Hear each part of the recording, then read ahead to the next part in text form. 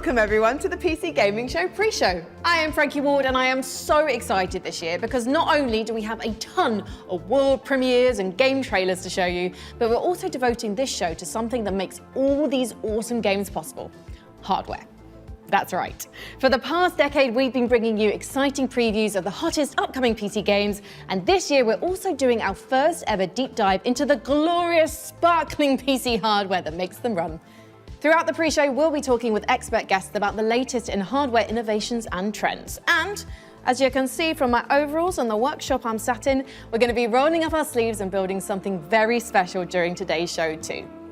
And who knows, you might learn a little something new for the next time you build your own PC.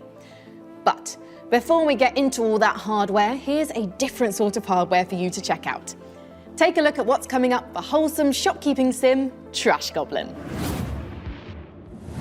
In this wholesome shopkeeping game, you're an orphaned goblin trying to start a business. But you're not doing it alone. Say hi to Eamon. They're an antique dealer and your self-appointed guardian/business partner. And this is Auntie Val. She's a dear friend of your late parents and your other guardian. They don't exactly see eye to eye. Eamon thinks of himself as an entrepreneur. Auntie says that's just fancy talk for criminal. You might wonder how much trouble you can get into with old furniture, but Eamon's got a knack for it. Alongside that whole situation, you've got a business to run, helping out colourful customers like Donovan and his peculiar nesting needs, or clumsy blacksmith Redouar, desperately trying to impress her new boss, or Muff Romeo and their extensive and frankly exhausting romantic adventures. But you're your own boss. Decorate, invest in your tools, expand your shop, travel a little, all at your own pace. The fate of the city can wait. Trash Goblin, out now. One goblin's trash is another goblin's treasure. That's a famous saying in the goblin community, along with goblins speak louder than words and don't put all your eggs in one goblin. Trash Goblin 1.0 is out right now. Next up, we're going to be talking about a couple of the biggest PC gaming innovations of the past few years. But to do that, we're going to need a little help from some expert witnesses.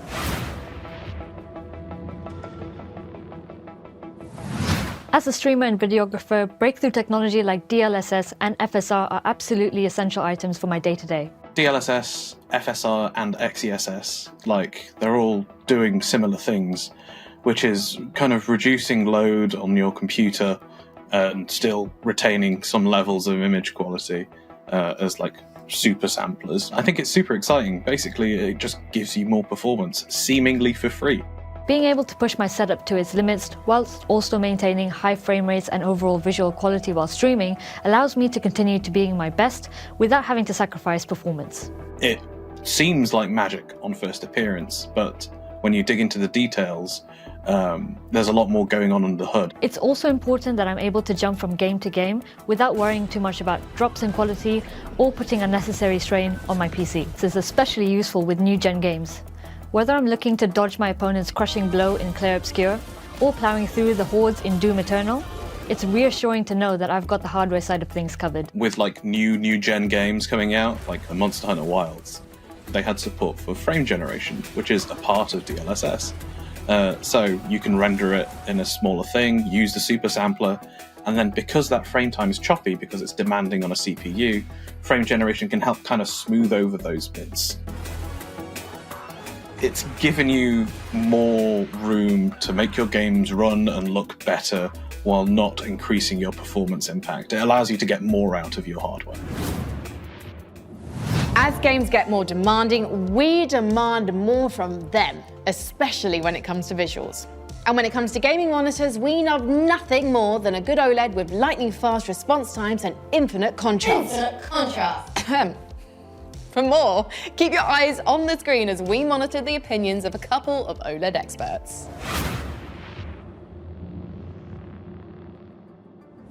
OLED really does feel like a quantum leap forward in terms of the image quality you can expect from a really high-end monitor. And that's not to say they don't have caveats, but they are essentially the thing to aim for now. If you're building a high-end rig and you're thinking about what monitors to get next, really, if you're prepared to spend a fair bit of cash, and a lot of gamers are, you're looking at OLED monitors. From pixel response time, color range and latency, refresh rates, depth, getting proper blacks, they are simply objectively better, and you'll notice a huge step up if you upgrade to one from a sort of more traditional VA or TN or IPS panel. And they're getting faster and faster as well, which makes them a good shout for competitive gaming, or really any sort of gaming at this point. The big blockbusters that have enormous graphical fidelity targets and the sort of ambitions like Cyberpunk 2077 and Ghost of Tsushima, they don't look any better than when they're on an OLED screen. But it goes for even murkier games like the Resident Evil series, Dead Space Remake. The HDR benefits you can get from an OLED monitor on those games can be exquisite. I'm into my mil sims, so Grey Zone Warfare as well, which is a stunning Unreal Engine 5 looking game, but it also requires some good twitch reactions. Anything where I really need that quick twitch response, OLED tends to be better at it, as well as looking the best at the same time. But if you're looking for best of the best, OLED's where it's at. That is some great info on OLED monitors. You know what monitor I'm using the most these days?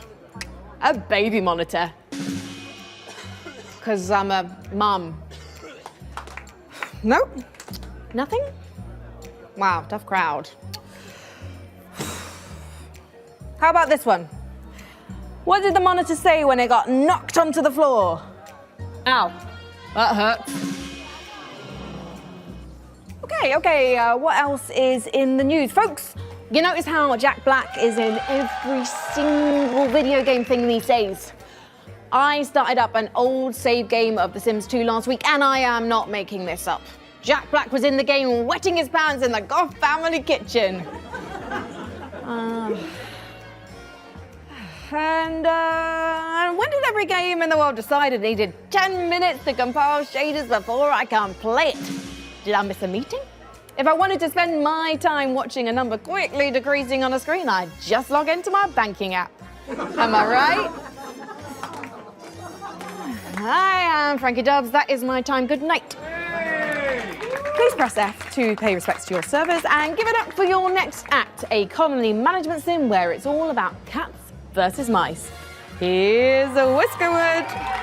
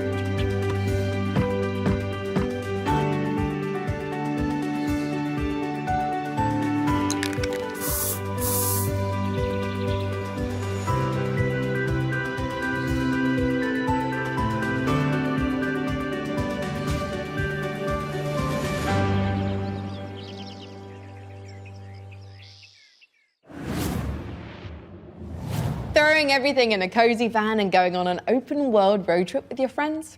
Sign me up for Outbound. Oh hey, looks like we're getting a call from PC Gaming Show co-host Sean Plott. Hello PC Gaming Show co-host Sean Plott.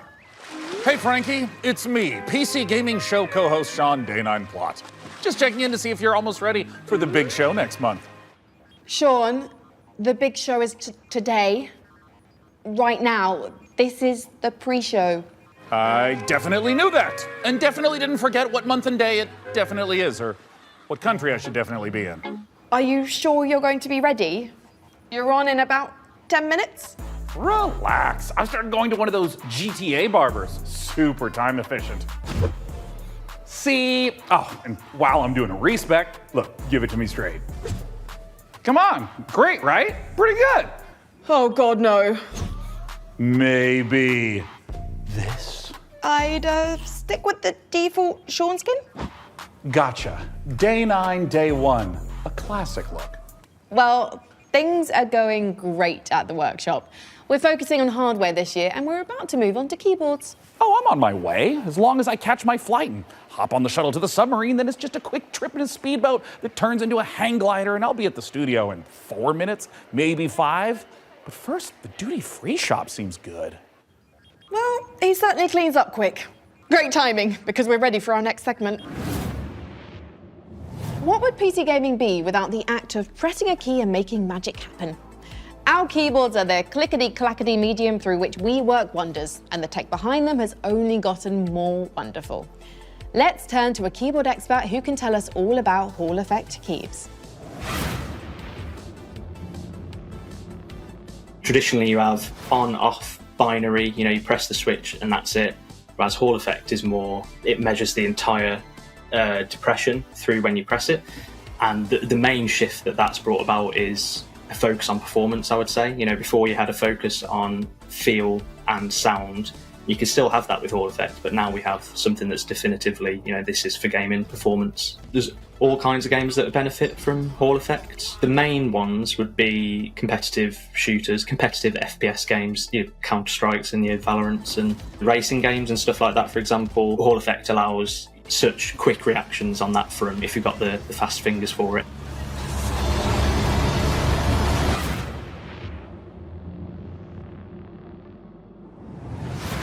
Building your own PC for the first time, or even the 10th time, can be a little intimidating, but we're always here to help. Let's head over to our workshop's build centre to meet PC Gamer's managing editor of hardware, Jacob Ridley, and see what he's cooked up for us.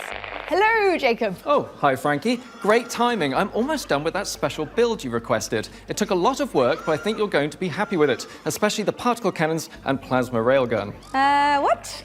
I'm here about a custom PC build. Are you sure? Let me check the work order. Jacob, please build me an awesome custom PC by June 8th. I'll also need you to build me a mech so I can rain fire and destruction down upon all my enemies on June 9th. But do the PC first. Thanks, JDog, TTYL, Frankie. Blimey, I got the dates mixed up, so you definitely don't need the mech today? Nope. Power it down. Okay. It sure does look cool, though. That giant mech right over there, just off camera. So expensive looking, isn't it? It's a real sight to behold.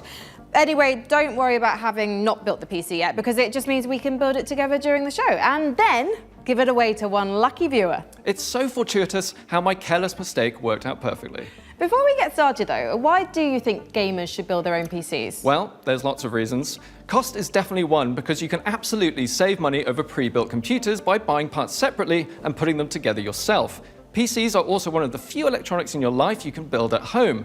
Do you know anyone who's built their own television? My Uncle Bertram did. He worked on it for weeks, but it just turned out to be a cardboard box with some angry bees in it.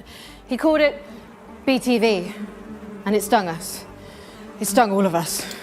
Exactly my point. We're also living in an age where we're losing the power to repair electronics ourselves. What happens when something goes wrong with your smartphone? You have to take it to someone to get it fixed, or more likely, have it replaced completely. If you built your own PC, not only will you become more knowledgeable about diagnosing problems, you'll have a better chance of being able to fix it yourself. Sound advice. Thank you, Jacob. But don't start shopping for parts for your own PC build just yet. You might be the lucky winner of the awesome custom PC Jacob and I are going to put together right here today on the PC Gaming Show. But first, we've got one more game to show you as we build our way to the end of our pre-show. If you're a fan of unlikely animal friendships, something tells me you'll dig the new trailer for Cappy Castaway.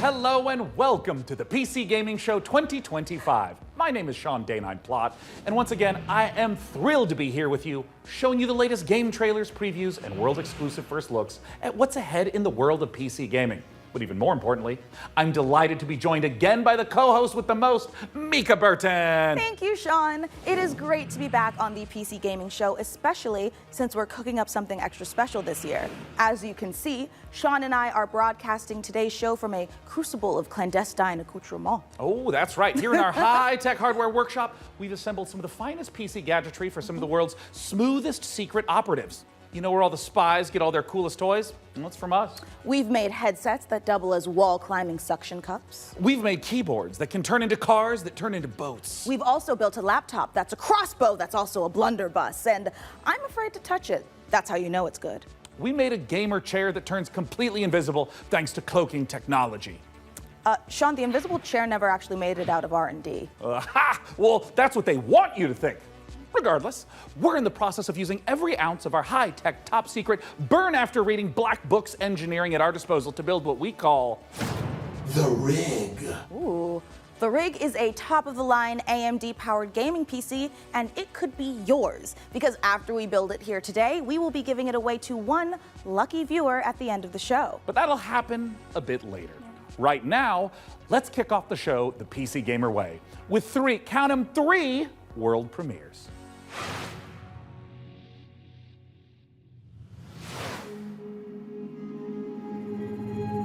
Dahlia, I know you're nervous about going home, but you're going to be fine. We don't know the state of the crisis.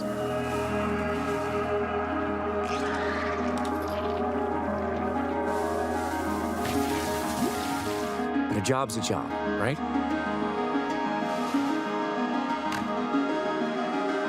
Get in, get out. Don't get sucked back in.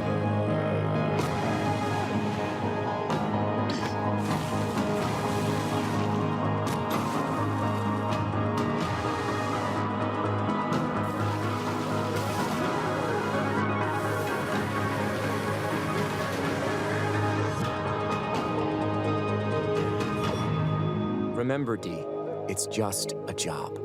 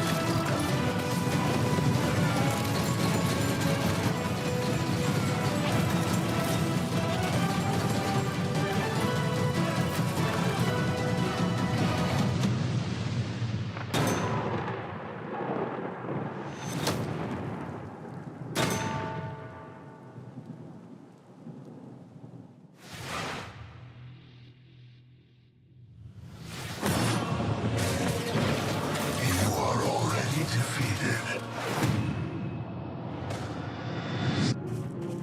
The Sword Coast, Neverwinter. All these places will be consumed. They call you the Shard Bearer, a piece of Gith's blade within you. The only one who can help us defeating the King of Shadows. Bring in the accused. Did you really think you could keep such relics of my people?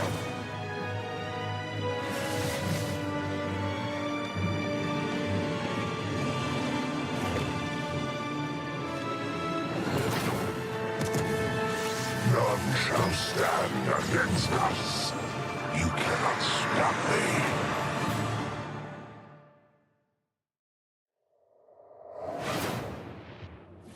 Obsidian's 2006 classic RPG, but it's all new and shiny again. Honestly, I'm calling in sick the day it launches. Ooh, me too. I think my excuse will be food poisoning. I was gonna go with regular poisoning. Interesting. Go on. Well, I already have so many sworn enemies and even more unlabeled bottles in my kitchen, so it's entirely believable. You know what? You do you, my guy. In the meantime, let's check in with Frankie and Jacob about the rig. Thanks, Mica. I'm here with PC Gamer's managing editor of hardware, Jacob Ridley, and during today's show, we're going to be building an awesome custom PC. Even better, everyone watching will have a chance to win it for themselves. This PC will be a gaming powerhouse with an AMD Ryzen 9 9950 X3D, a Gigabyte Radeon RX 9070 XT, plus 32 gigabytes of Corsair Dominator Titanium DDR5 RAM. We're also throwing in a Corsair K70 Pro keyboard, Asus ROG Swift OLED monitor, and a Corsair Nightsword RGB mouse, all handpicked by Jacob. We didn't forget a thing. We're even including a mouse pad. That's where your mouse lives, sleeps, and entertains other mice. Let's get to work. Hey there, PC Gaming Show. Check out this next trailer. It's fabulous. Fresh tracks, or I will get you. How do you stop that which never ends? In the endless, no two journeys unfold the same way. Come, remain by the fire, and hear the tale of Norwind's greatest champion.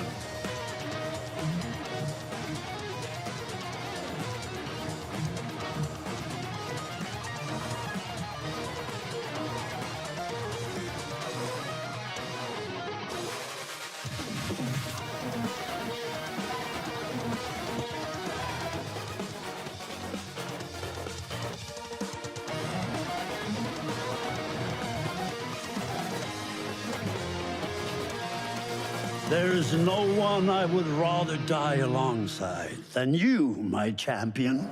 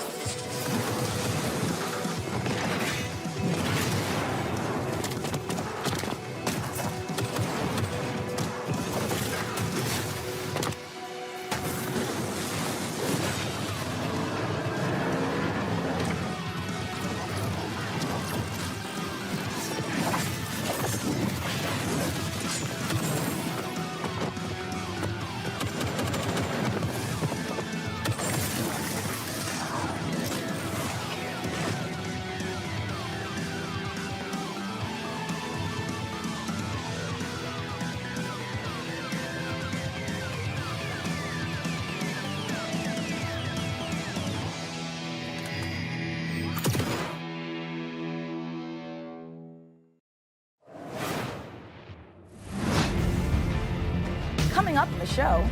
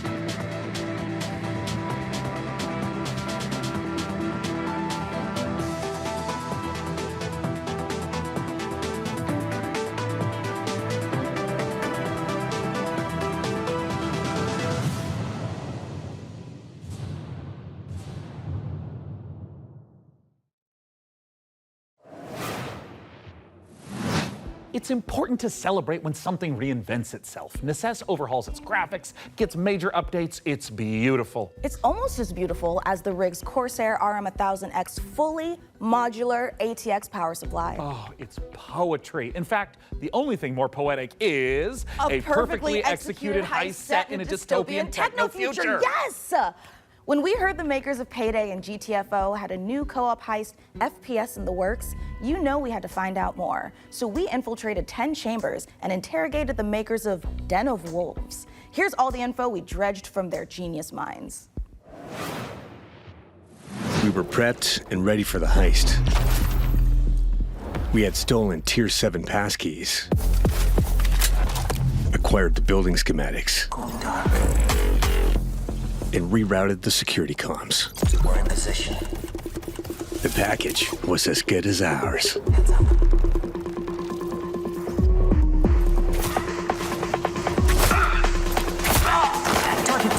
Every variable accounted for, but we fucked it up anyway.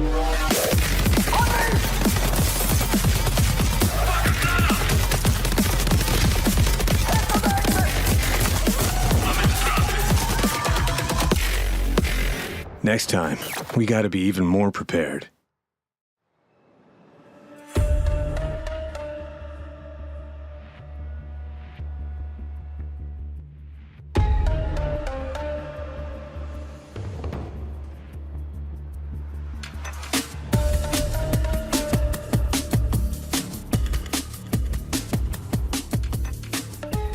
Den of Wolves is a first-person shooter, four-player co-op heist game taking place in the future.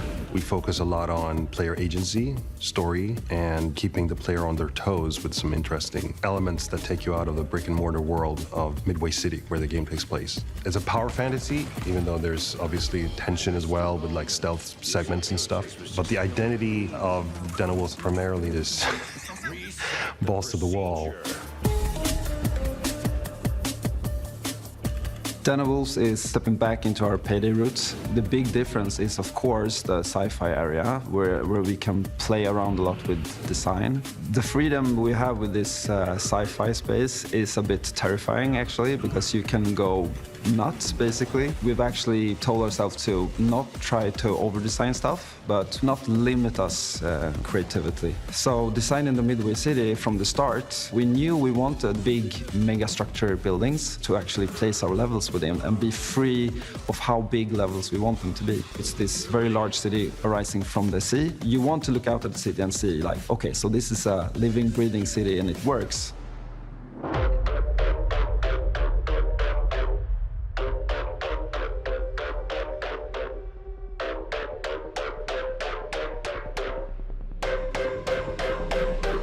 Coming back to the heist genre is sort of a, I don't know, after Payday 2, I felt like I had so much more things to do in my head, like what I wanted that game to be. A contemporary setting limits you in so many ways. Everything you do to enhance the game breaks the theme. With a sort of a sci-fi theme on it, it enables you to stay in the pocket of thematics and still solve things from a gameplay angle. When making a game concept or a world, you have to think about what tools it gives you to solve problems in the future. And the sci-fi thriller theme gives us a lot of tools to play with. Midway is just a corporate haven. There's no rules, there's nothing. It's divided up into districts. There's even like district wars and this kind of thing within the city. So it's a very classical, in a way, dystopian take. Kind of like a classic role-playing game of saying like, oh, this is the backdrop, and I'm gonna hand you a new adventure and have a bit of fun. So there's something called dives in the game. It's basically a neural heist. In the middle of whatever you're doing in the normal mission, you can basically jump to this other place. Thematically, there's these architects that build these defense mechanisms that gets injected into people's minds, and then you're trying to break into one of those. The dives allows us to explore a little bit with visual art design and gameplay design. Just tracking down this specific person that you need to make a dive into to extract information. We don't need a bank vault for that. It could be a suburban, gritty area, or it can be a very high-end luxury apartment or of some sort. The dives provide change of pace and change of intensity in the gameplay and change of scenery, and it could be a nightmarish sort of abstract thing. Imagine trying to navigate a forest or something like this. But it could also be a Japanese temple or fortress in the Swiss Alps. We could just mix a lot of different stuff together because it's this very abstract place. And also with gameplay, we could go from a shooter to a platformer to a horror theme. Or we can have sort of parkour experimentation where you can run on walls. We make the rules for what the dives are and what they can be. The heist fantasy in general maps really well to game psychology. I'm a psychology-driven game designer to a large extent because we want to motivate you to keep playing, and also like, what are we stealing and what's the economy of the game? And I'm not talking about getting people to spend more cash. It's what's the drive of the game? And I think building new things or crafting things is a very interesting area. A good example would be like this thing we did for Payday where you would craft masks and this kind of thing. Yeah, we're going back to the masks. I've heard people tell me before, like, oh, GTFO and then it's a masks game, right? I'm like, really? Yeah, maybe it is. But we wanted to make something different. Like, we didn't want to go fully masculine, maybe doing, you know, these big skull masks. Like, we don't want to limit us to not do it, but with the mask we have now, we actually wanted to bring some feminine, some sexiness, you know. So one of the inspirations we actually had was the Keira Knightley pout that she has. And there's also like these Japanese theater demon masks with Hannibal Lecter type of style. So as in the dives, you know, we could basically make anything. The masks are this expression to allow them to expand the world inside of themselves. So finding designs where they don't really know where to put it, in what categories, we try to hit kind of a sweet spot there. This is going to be a high-paced, intense, and a very fun, collaborative game. Playing together with friends is a beautiful thing, right? Especially when we have these situations where shit hits the fan, we panic together and try to solve it. So if you put 4 people in a room and they play it, and you start to hear the voices go up, and they start to be loud in the room, then you know, like, yeah, it's something, you know? If you want to find out more about Den of Wolves, head to our Steam page and make sure to wishlist now.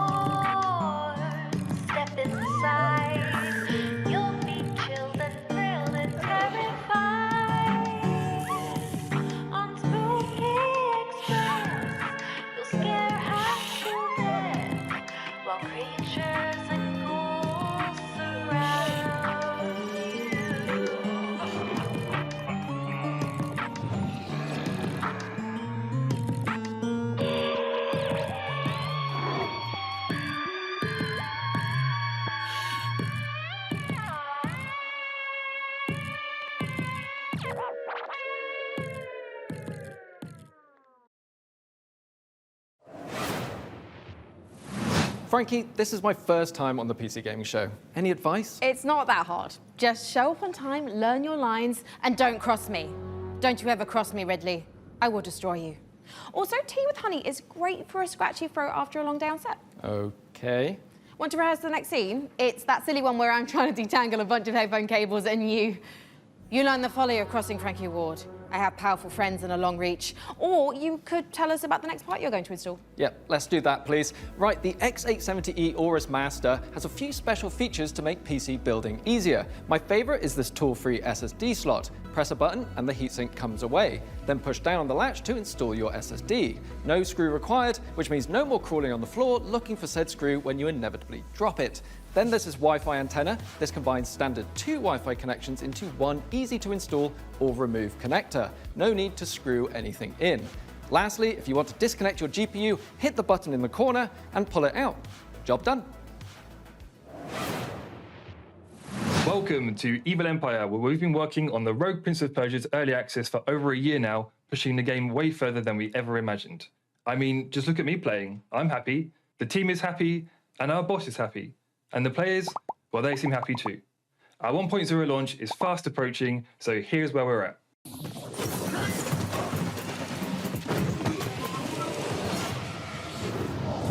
Death shuns you, Prince. Use this gift and right your wrongs.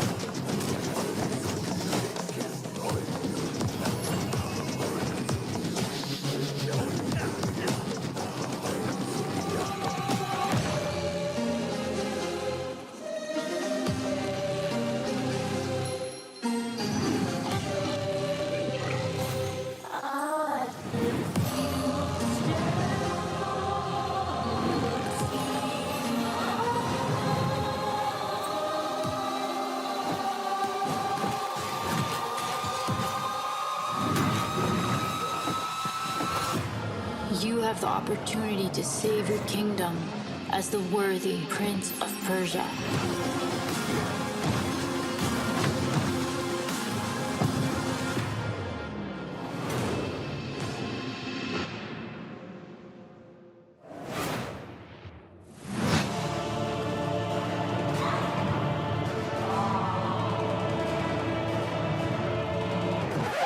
Yep, that's me. You're probably wondering how I ended up in this situation. We were the conductors of the train, tirelessly serving our passengers with kindness and respect. Excuse me, this is a conductor-only residence. Please back away from the door. Hey, what's up? Yes, get motherfucking ready! Listen up, scumbags. You rats will never get me out of this control room. You understand me? Never. Car key. Bro, let's just flush him out. I'm tired. Do it. Run!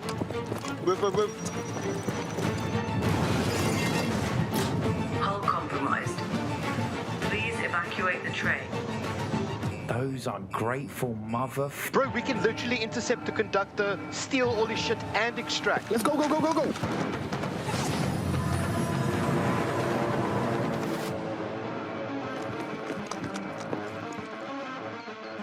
I'll take right, you take left. Say go. Go, go, go, go, go. There! We got them! We got everyone!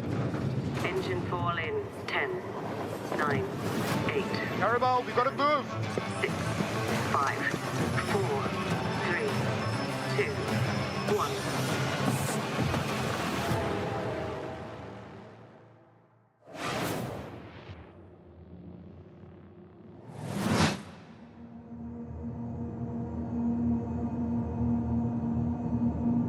eFrontier's Founder Access is the first public step in creating a visionary sci-fi survival experience.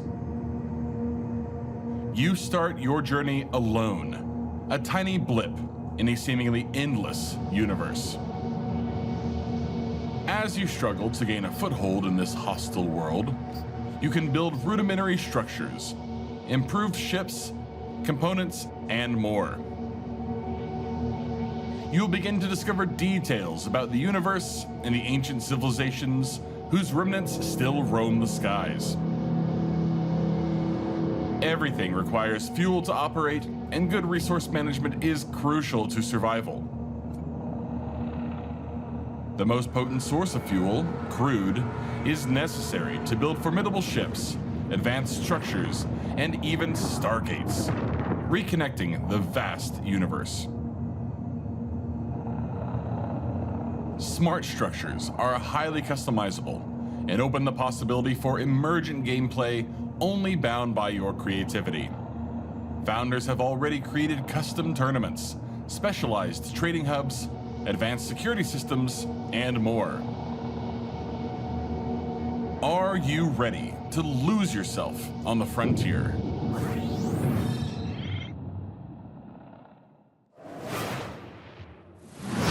Wow, I knew space was dark, but that was dark.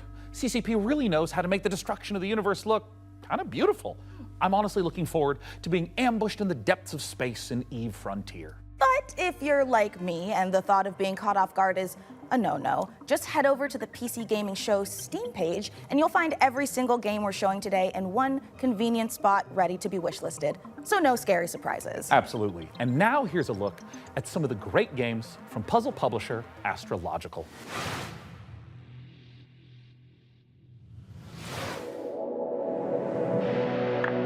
I'd say the days are blurring together, but what days? As for the isolation, I'm an introvert. It suits me. The contracts just keep on coming. 2 more rigs to construct. That will put me short in power. Gonna need more hydrogen generators. Good news is, I've managed to synthesize 334 liters of water in the last 24 hours. Now they want 200 liters of ammonium hydroxide. Rewards are good though. On completion, we'll finally acquire an electrolytic reducer. And with all that methane in level 2, that means methanol. After that, despite the fact no one really knows what's down there, I push on and keep going deeper.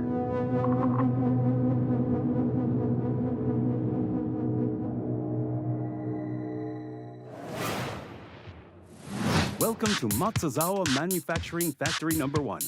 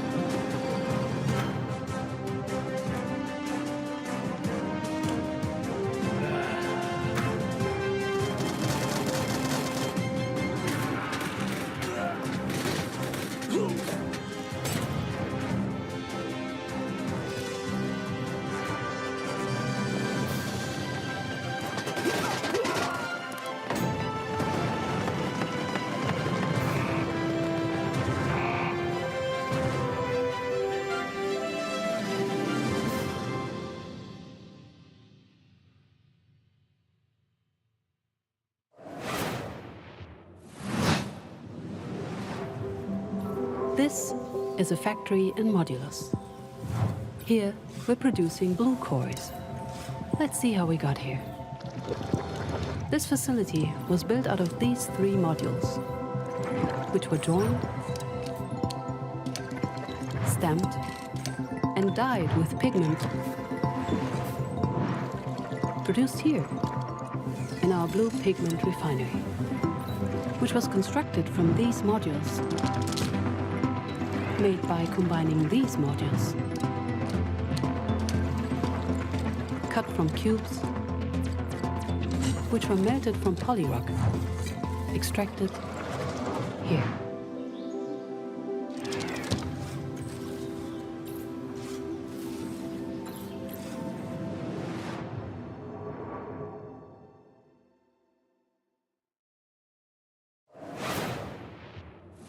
So, Jacob, have you got any quick PC building tips you can share with our audience? Here's one. You know when you accidentally drop a tiny little screw into your PC case and it just disappears? Oh, yeah, I hate that. Do you have some cool hack for quickly finding it? Nope. My tip is that screw is gone forever and you should pretend it never existed. Forget I asked about tips. What can you tell me about the Radeon RX 9070 XT you're installing? The Radeon RX 9070 XT is a hot ticket item right now, and for good reason. This is AMD's graphics division putting its best foot forward with an RDNA 4 chip that can go toe-to-toe with NVIDIA's GeForce RTX 5070 Ti. If you're worried about running out of VRAM, don't be. This comes with 16 gigabytes of GDDR6. That's plenty for gaming at 4K. Plus, it supports FSR4, the latest version of AMD's upscaling technology, to help your frame rate. But what I like about it most is how easy it is to undervolt. This lets you run it with less power and still get top performance.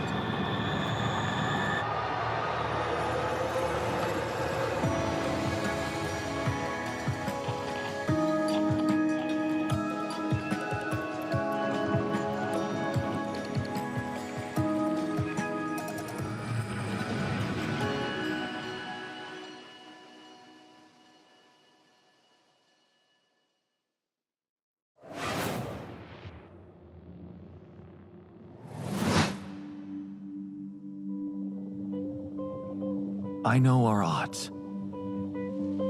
Maybe it's time to consider the easy way out. Give me all your love now. 'Cause for all we know, we might be dead by tomorrow.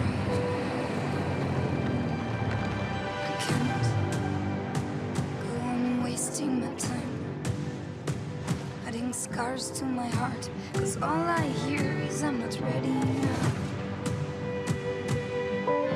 You were always one of us. From day one.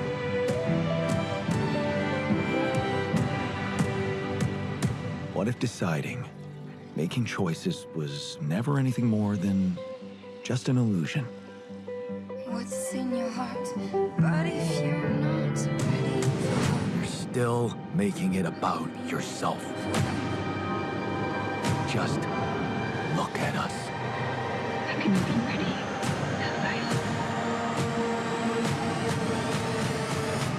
I just wanted to find a way out. 'Cause soon enough we'll die. 'Cause soon enough we'll die. 'Cause soon enough we'll die. This is Pathfinder, Abomination Vaults. A hack-and-slash dungeon crawl where up to 4 players battle through a single massive labyrinth filled to the brim with monsters, treasure, and secrets. Customize each hero between 3 paths, inspired by 2nd edition Pathfinder. Or mix and match to craft the perfect hybrid. Whether adventuring solo or with friends, switch between the party's heroes on the fly to unleash almighty combo attacks to annihilate the forces of darkness. Deep below the surface, the dark sorceress Belcora Haruvex gathers her power. Are you foolhardy enough to delve into the shadowy depths of the Abomination Vaults?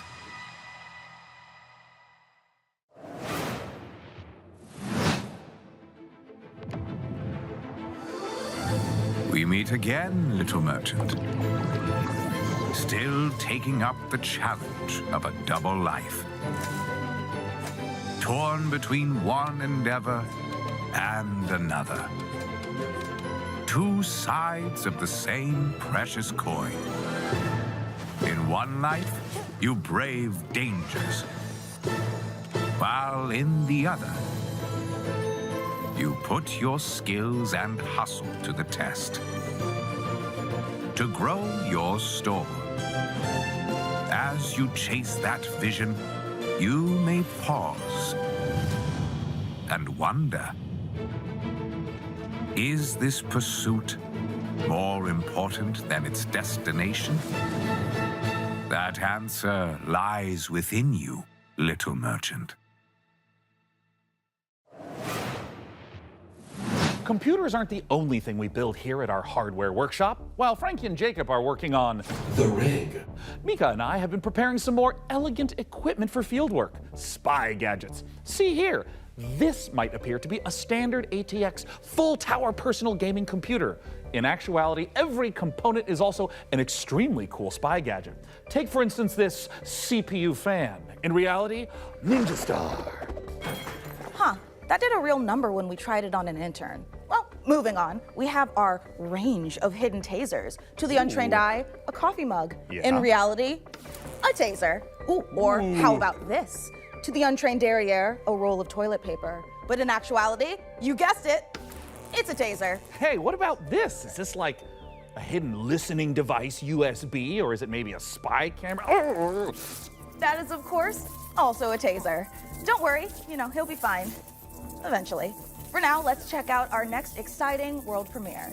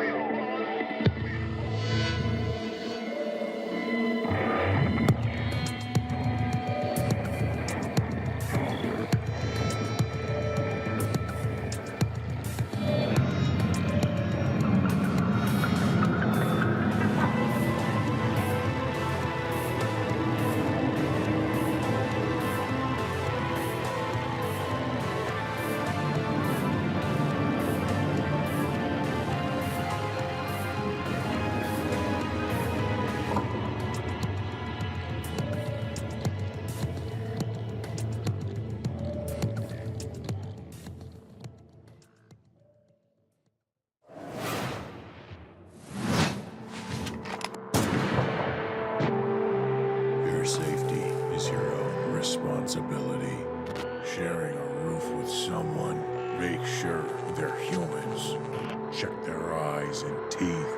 An overlooked visitor will kill you.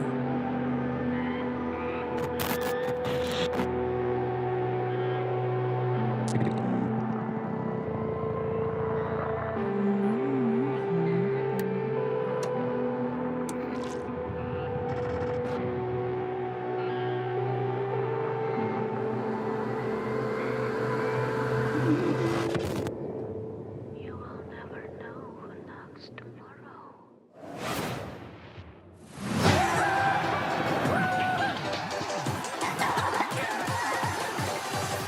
Hi, I'm Oscar, a solo developer, and this is my game, Botsu.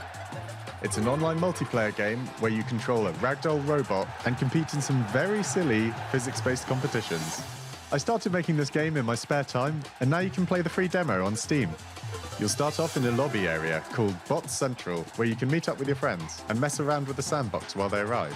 When you're ready, mind the gap and hop on the matchmaking train to your Botsu tournament.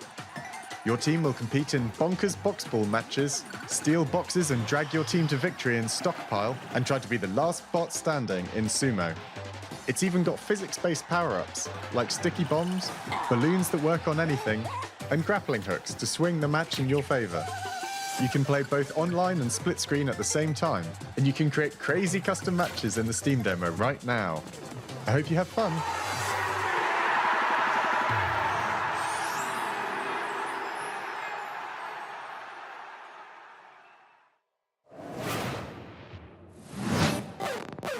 Spotlight, hot nights, glow red in the stoplight.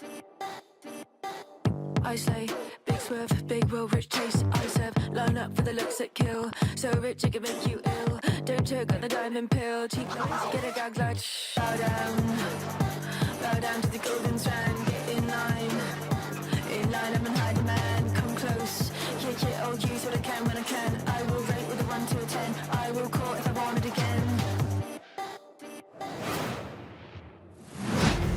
Coming up in the show,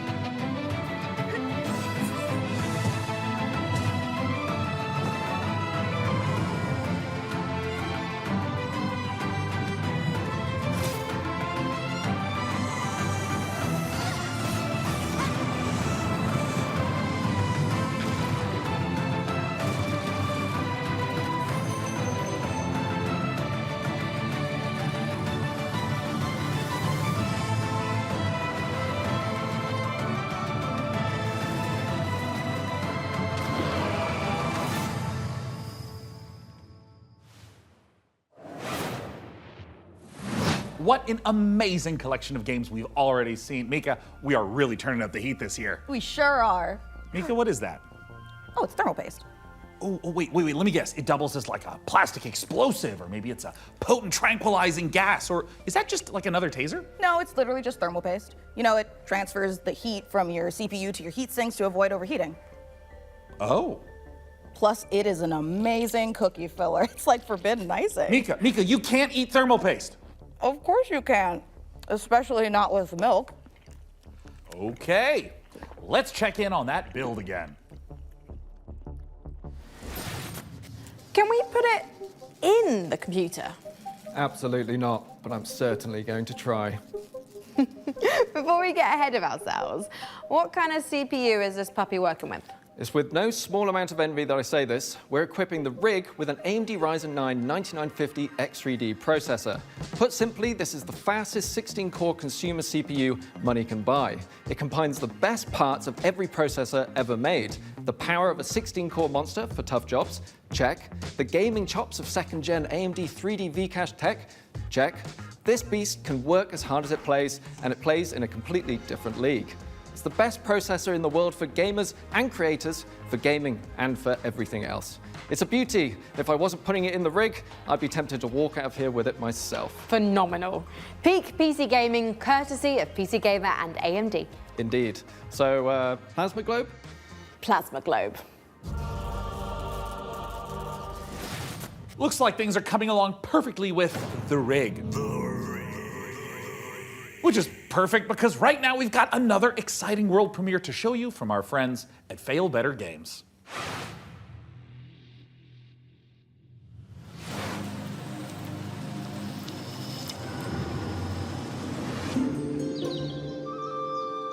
The village of Chandley is small, complicated, and everyone's got their own story. For 100 years, the practice of horticulture has been under a curse, making even the simplest act of cultivation unpredictable. But you come from a long line of sorcerers steeped in the green and growing arts. Your family's old lodge has been empty for a long time, so don't expect airs and graces. Chandley may be small, but it's thick with secrets and set in its ways. Is it ready for the return of a mandrake?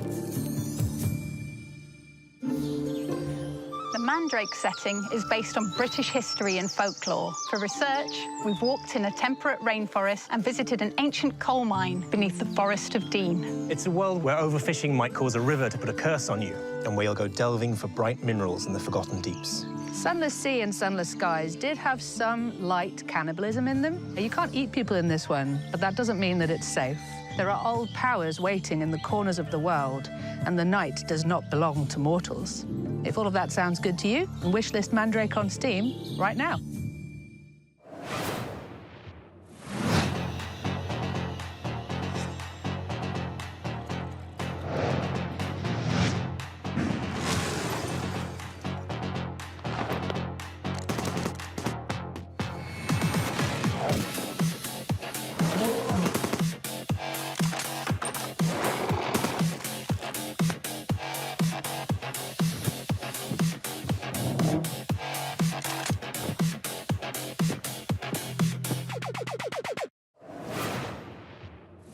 A week in the life of a demon school student in under a minute. Starting now.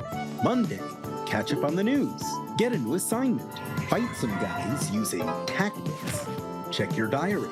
Tuesday, investigate a spooky classroom. Gain a rival.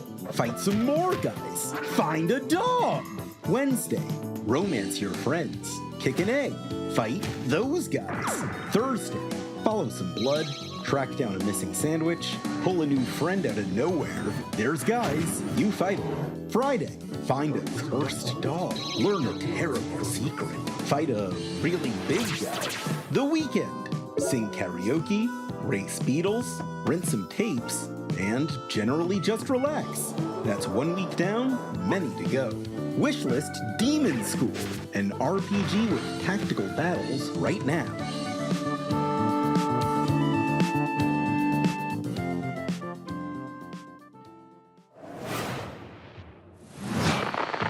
Congratulations on your assignment. You have been selected to oversee a caretaker deployment in Sector 43A. This video will introduce you to your unit and its sacred directive, the preservation and propagation of the human species.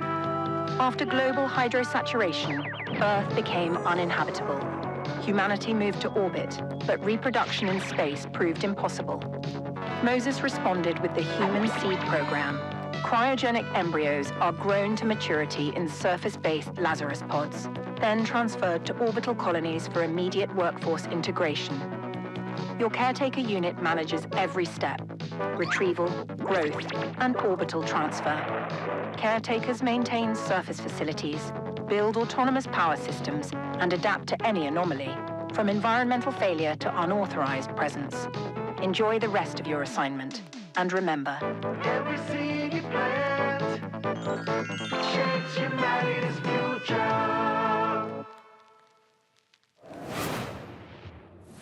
you're the only one who can safeguard the future of humanity in The Last Caretaker. So, you know, no pressure or anything. Hey, Sean, what was that? I am so sorry. I may have eaten a light snack that just didn't really agree with me. Wait a second, did you get into my thermal paste stash again? I prefer the term computer hummus. No, that's definitely a train, which means we are right on track for our next world premiere. Sean, no! Put it down.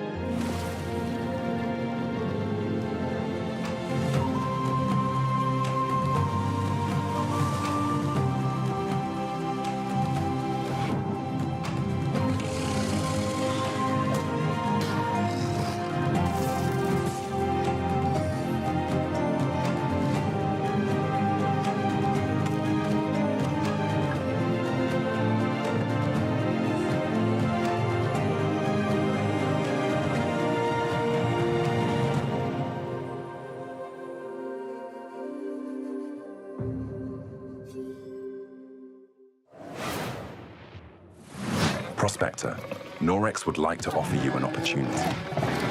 We have some dirty work we need you to take care of. At your own risk, of course. Keep your mouth shut and you'll be rewarded. You want to hunt monsters? Join Norex.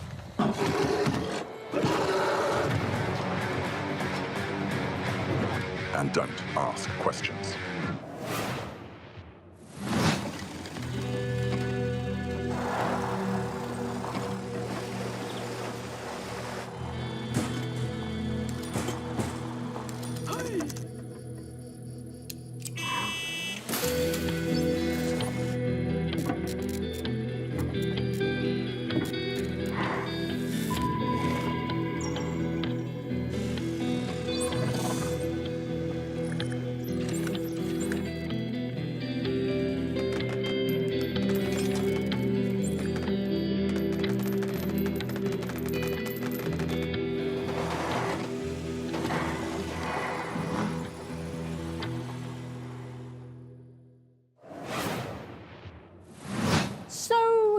Building PCs, but can you build other things? Like a car? No, Frankie. I can't build a car. What about like a winching system to pull something heavy out of, for example, a lake? I mean, maybe I could put together... Say a car was in a lake and you needed to winch it out. Could you at least build a ramp to make the winching a bit easier? Is that something you want to tell me? I drove your car off a ramp and into a lake. But I only did it to put the fire out. My car was on fire? There is no point in jumping a car off a ramp if it's not on fire. Is there any good news to this story? Yeah. Just check out this ramp. You should install these before you start shopping for a new car. Oh, that's the Corsair Dominator Titanium DDR5. This kit is perfect for building an all AMD Ryzen build at 6,000 megatransfers a second and with low latency. However, we've also stuffed something special here, a light enhancement kit. That's a pair of dummy sticks that look the part but don't actually contain any memory chips. This is a great solution for an AMD build, as it means you can stick to the more reliable slots on the motherboard 2 and 4 while looking the part. It also pairs nicely with our Haven 420 case, which offers thermal optimization through its central GPU airflow that sits within a dual-chamber design. That sounds like the perfect hardware combo for anyone looking to frag draw cards, explore endless dungeons, or simply stream with friends. But while you're out there updating your part picker list, why not check out this exciting upcoming game?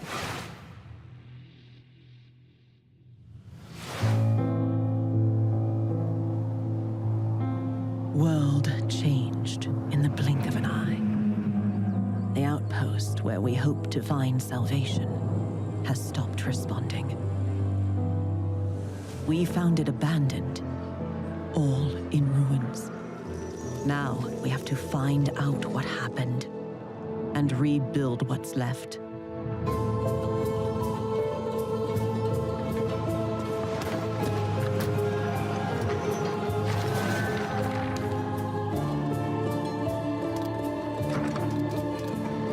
We make the most of the little space the tree afford. We live under a constant threat from the fog. Not an ordinary mist that we knew before, but one that overwhelms us with the worst kind of fear. And yet, if we want to survive in the new conditions, we must not only fight the fog, we must explore it, research it, understand it, as the fate of our people, maybe even the world, depends on it. And all before fear consumes us all.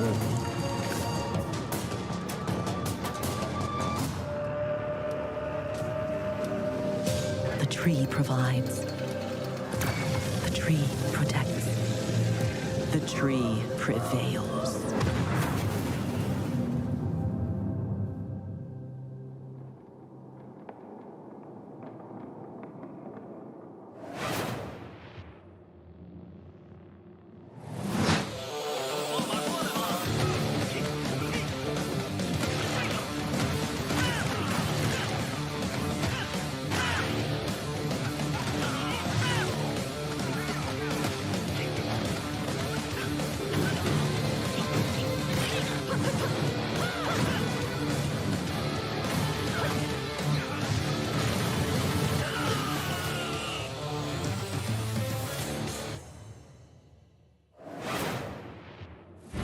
Coming up in the show,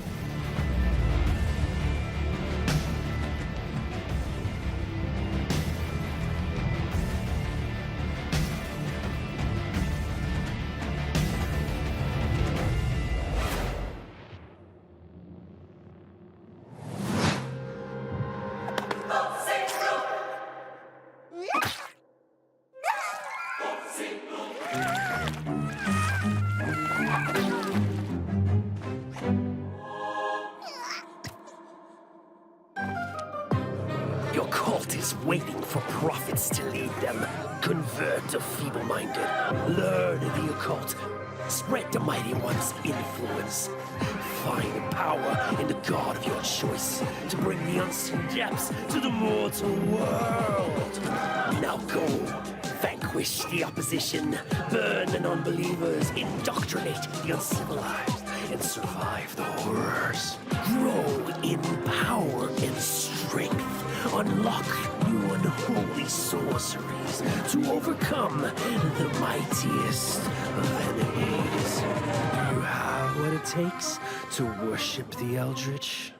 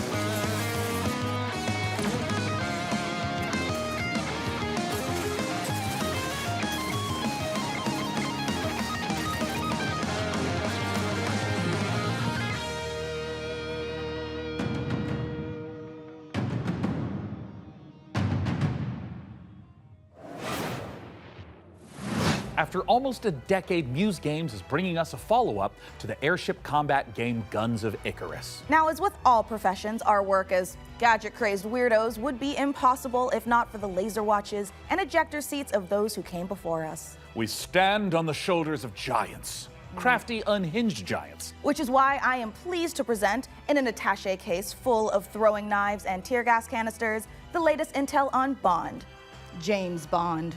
So we sent our secret agents to see what's happening at IO Interactive.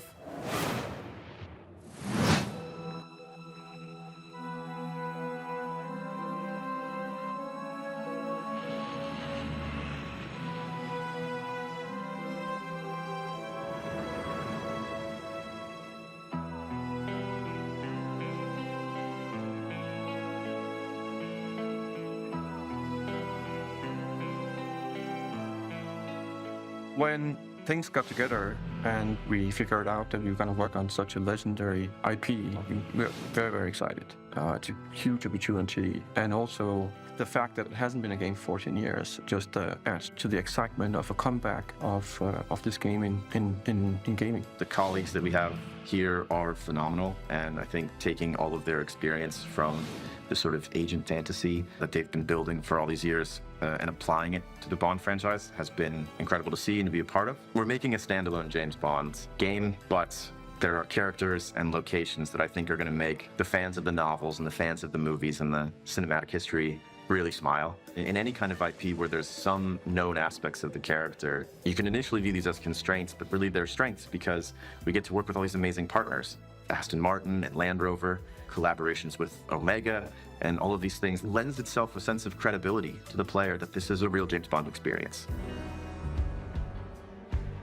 Crafting this character has been both exciting and extremely challenging because it's a balance between being very true to Ian Fleming's novels on the character, yet bringing some part of IO into that. The most special thing about our version of Bond is that it's an IO reimagination of the origin of Bond himself. And it allows us to really dive in and learn about what it takes to enter this world of espionage. It was very important to us from early on that we didn't want to synthesize Bond. We didn't want to go in and cherry pick qualities from different aspects of stories or whatever. We wanted to make something that was fully original. So he's young. He's someone who doesn't yet know all the things we know about James Bond. He has all the core qualities. So he's irreverent, he's inherently charming, he's funny, but he's not yet cold, he's not callous, he's a more energetic, he has that impatience of youth built into him. Somewhere in between a naive, not yet worn down, principled young man, and then that journey onto this hard-hitting, colder guy that we might recognize. That space there was really inspiring to us. He is very true to his North Star and his values.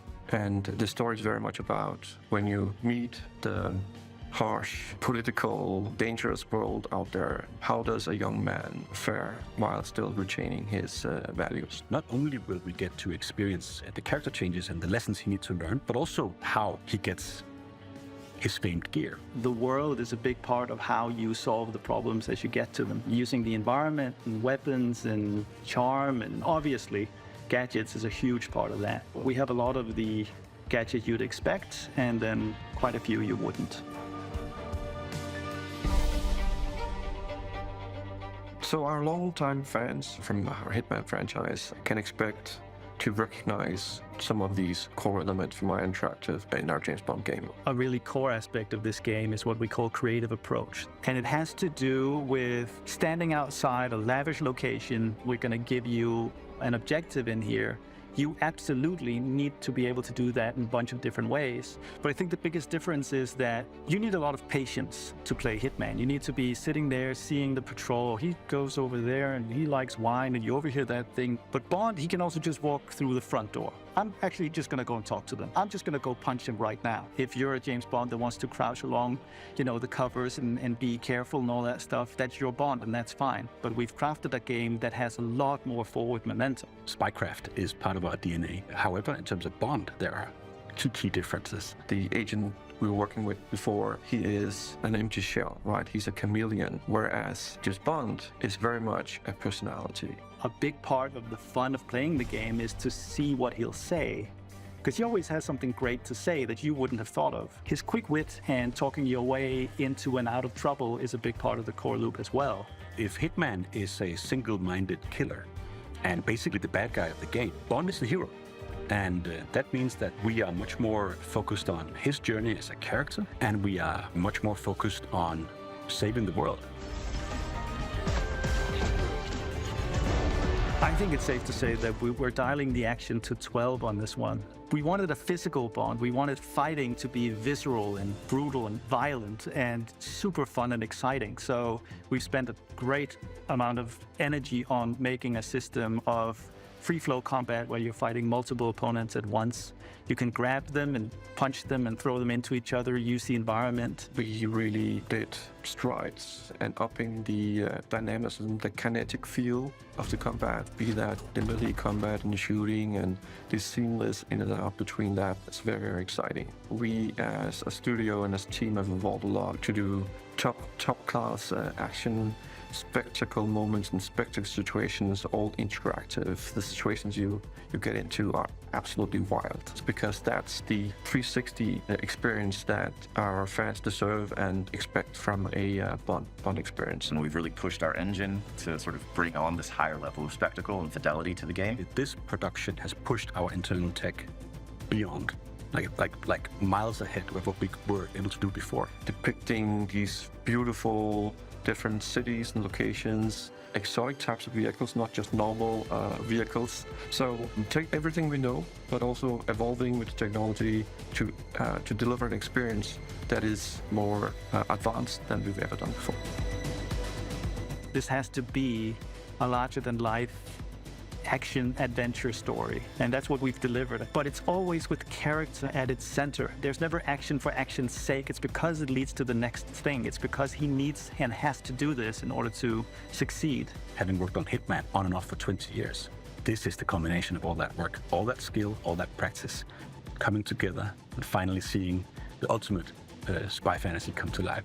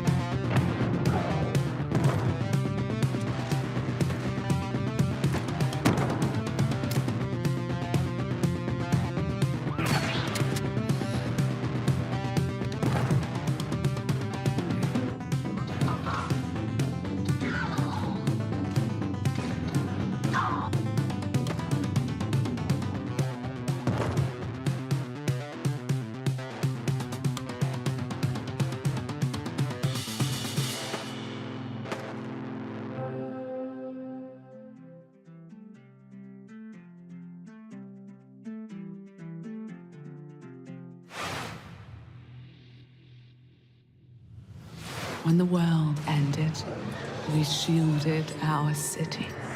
Safe but trapped, we endured. Until now, until you, time traveler. Only you can shatter our chains, guide our armies, defend our kingdom, propel the evil hordes. Rebuild what the enemy shattered, and restore the might of our city. The lands of Bastion still whisper secrets. Relics of power waiting to be claimed. Together, you are legions. Not even the hordes of the Unraveler shall halt your advance. Your strength will never cease to grow. Once banished, you will break us free.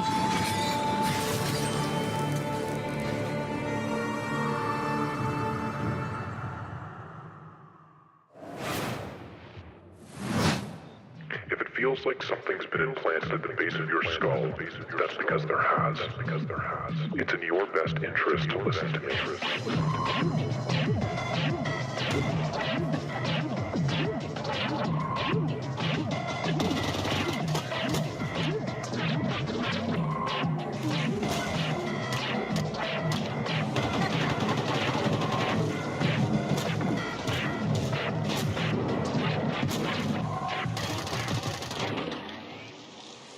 Good work.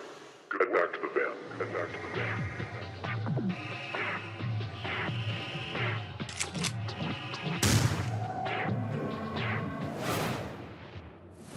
As you can see, we are running a fine-tuned engine of gaming goodness. Oh, speaking of, Sean, what's going on with the rig? Let's find out. Frankie, Jacob, status report? We're doing great down here. Jacob is about to fill us in on what we're installing next. I'm just wiring up everything with our Gigabyte Aorus X870E motherboard. It's got a suite of features for reliable overclocking and memory performance, and its built-in thermal armor and heat sinks will keep our Ryzen X3D rig running great without running hot. And of course, our GPU, a Gigabyte Radeon RX 9070 XT with RDNA 4 architecture, and 3rd gen AMD ray tracing tech for competitive 4K performance. Awesome. And for those of you who want to speed up your own PC build, I've got a technique I always use. A montage. A what? A montage.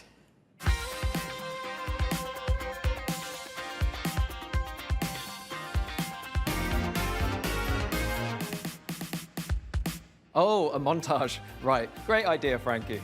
Freeze frame high five? Freeze frame what? Not gonna lie, I'm starting to get a little bit worried about the rig booting, but oh, perfect. In the meantime, here's some new tech for you, or should I say, some new Terra tech.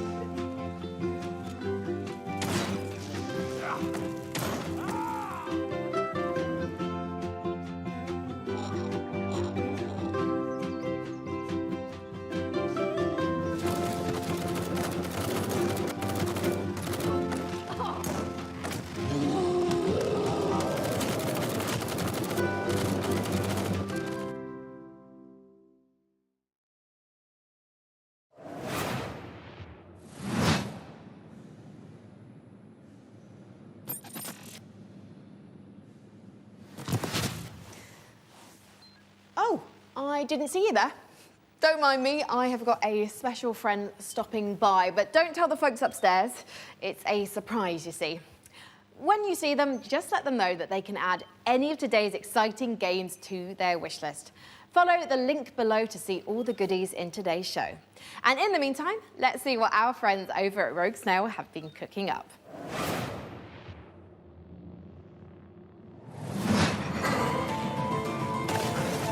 Meu Deus.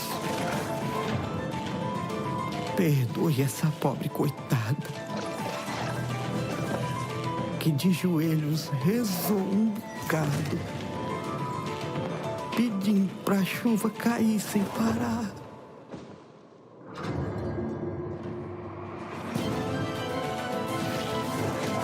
O sertão é rico para quem tem olhos de ver. Não é lugar para vocês.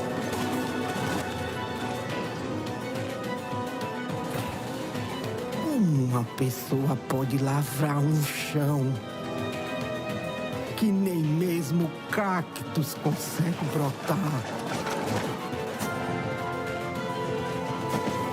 Todos precisam saber sobre o que de fato aconteceu em Canudos. Eles moveram mundos para acabar com o nosso lar. Perdemos, mas resistimos, como um mandacaru no meio da grande seca.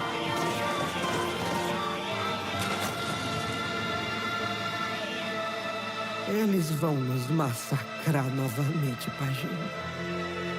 Eles vão nos massacrar. Um a um.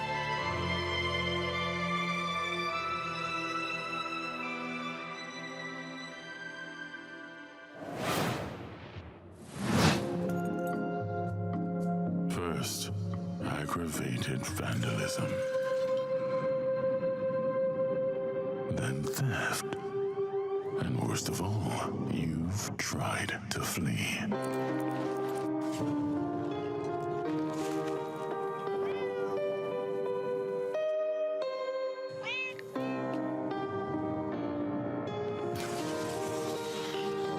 And it pains me deeply.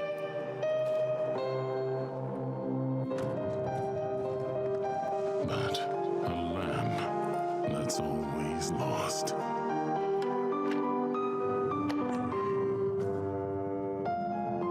Has to be gold.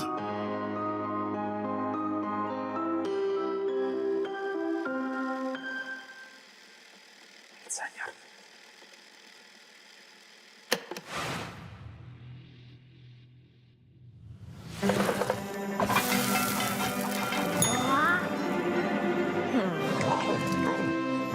Chef, opening your own restaurant may feel like a fairy tale, but it's trickier than it looks. Customers curse you. The hordes line up at the door.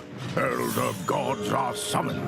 All of this can really burn your biscuits, but you will be forged in the fires of the kitchen. Sharpen your knives and master the magic of food, for an ancient hunger has awoken.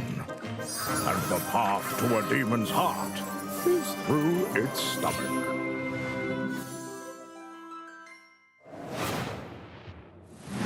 Hey, let's check in on how things are progressing with the rig. And make sure there aren't any saboteurs in the mix. Hey, Mica, how are the kids looking down there?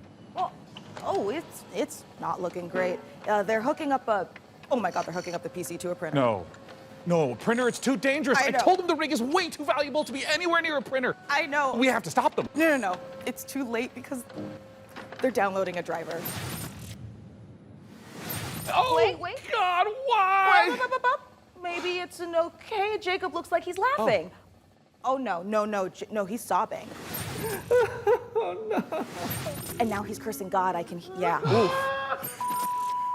Why, you maniacs, why? Damn you, printers. Haven't you taken enough from us? Well, while our team does some troubleshooting, let's take back the post-apocalypse from hordes of mutants in co-op roguelite Guntouchables. If you want watching this tape, it means the world has ended. Welcome to Gun Touchables. It's not a game, it's a state of mind. It's about having such a cool gun, you're untouchable. That's why they call it Gun Touchables. Collect crates in the wasteland to help you kick more ass. But your enemies are getting upgraded too, and that's where things heat up. So get ready to blow stuff up, and smack stuff with a shovel, and shred stuff with a bone saw, and snipe stuff. Survival is about sticking together. It's about getting badass guns and even more badasser upgrades. It's about killing whatever this thing is.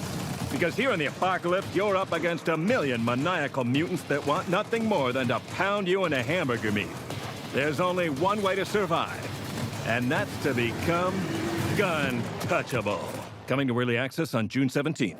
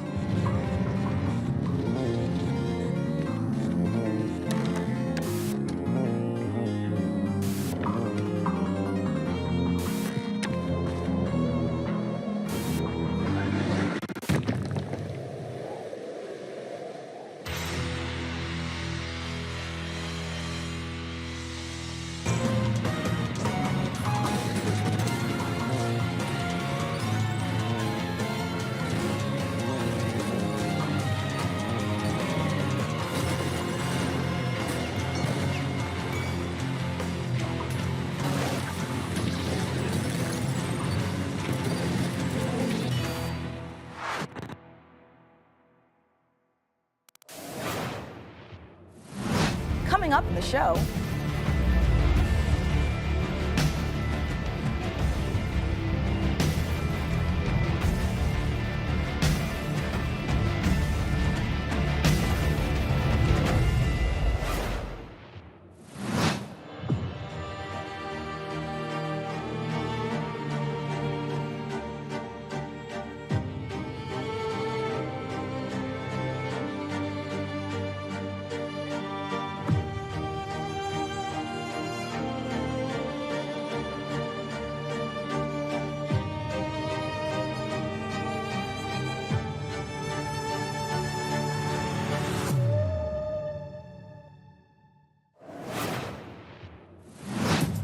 This is the Superhero Dispatch Network. I hope you're ready for your first shift. Wait, we're doing this? Hey team, this is your dispatcher. Someone's robbing the museum. Watch and learn, Sonny. How do I mute you? We're taking bets on when you'll quit. Friday? Today's Friday. I know.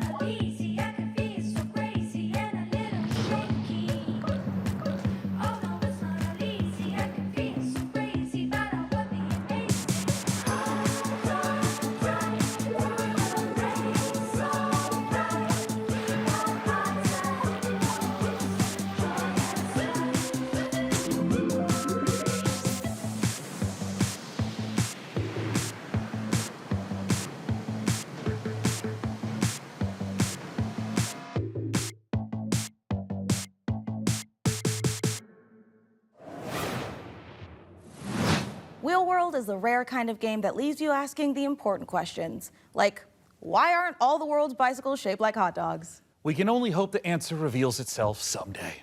Until then, let's turn our attention to the latest from FBC Firebreak, the next game from Remedy. And if my tracker is working properly, it looks like Frankie met up with the Bureau.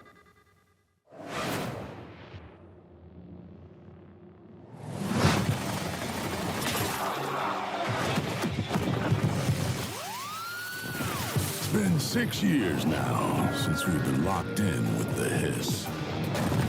I don't care about your day job if you can hold a gun and use a tool. Firebreak needs you. I'll be frank with you, this ain't an easy shift, but at least you won't be alone. Your fellow Firebreakers will have your back. Fighting together, fixing together, and hell, even showering together. If you can stand your ground and stick together, it'll be more than enough to survive.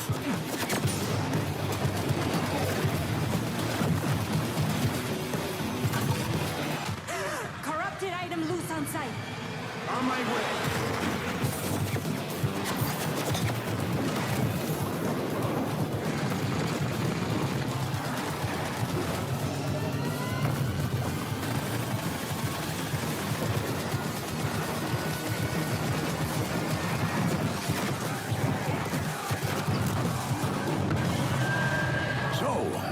That's the job. Sounds simple enough. Good. I've got a liability waiver here with your name on it.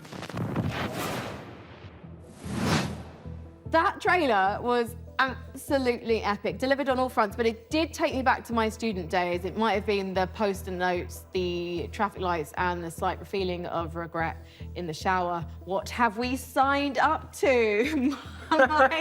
Mike Ayata, you're the game director of FBC Firebreak from Remedy Games. Thank you so much for joining us. What have we signed up to here?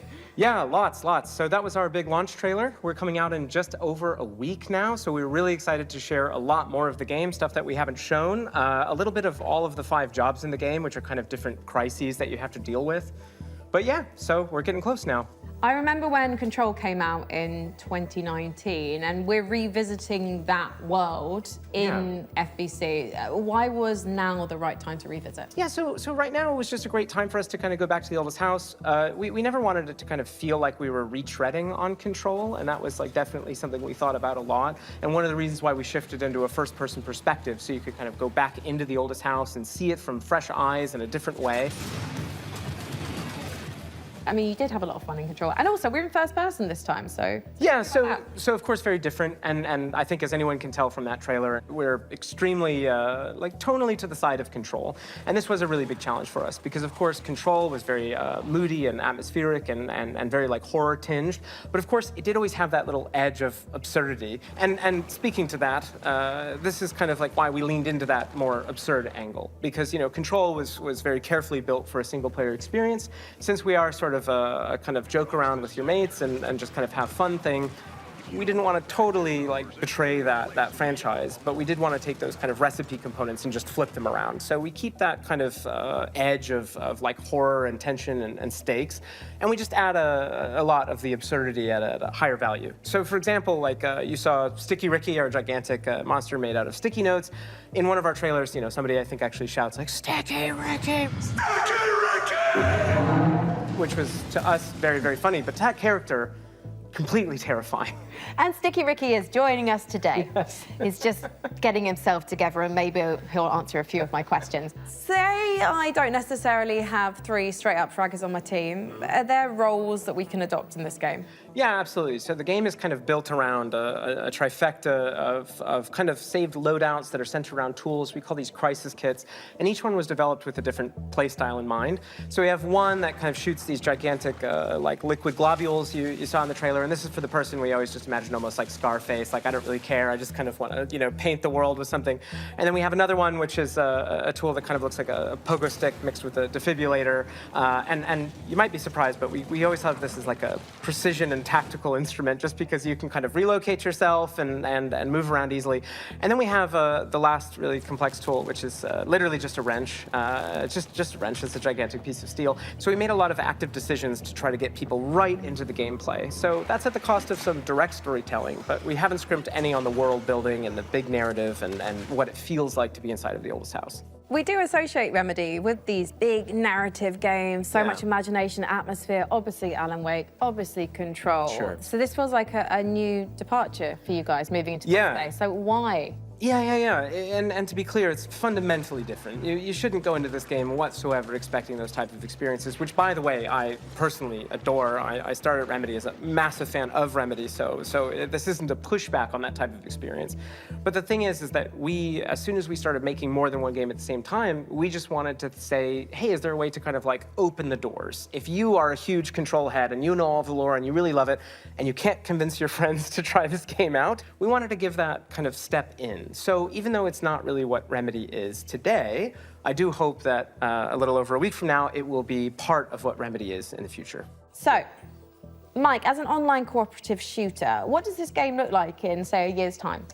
Yeah, that's a great question, especially because, you know, the online space, I think a lot of people treat it very differently. One of the big things that we're about is avoiding kind of like FOMO, like engagement. You know, you don't need to check in every day. We're not going to kind of add a timed battle pass. So if you come in on day one and you come back to us a year from now, all you're going to see is all the great stuff that we add. And speaking of that, already in this year, we're going to add 2 more jobs. That adds to the other 5 game modes that we ship with, already growing it by about 40% by the end of the year. We've got additional endgame systems and lots of plans. I'm just pitching, it's a stapler, like opened out and it just... Okay, I have news for you. There is a stapler in the game.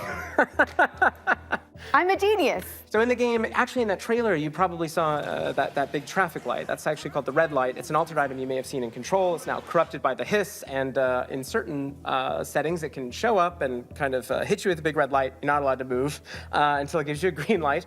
There's another one, which is a stapler, which if you are a super Control nerd, you might remember from some of the posters in the oldest house. Is that a stapler an altered item? And then you see a nice little clip art of a stapler. Well, that stapler actually shows up, and it kind of behaves like a fly. It sort of like buzzes around your face and gives all the enemies a lot of additional health. So yeah, there you go.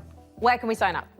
Yeah, lots of ways to play this game. Of course, we're on all the major consoles, on Epic Games Store, or you can head over to Steam, where you can wishlist the game today. It comes out June 17th. Grab your friends, and we hope to see you there. Well, go on then. Go clean the oldest house. Sign up today.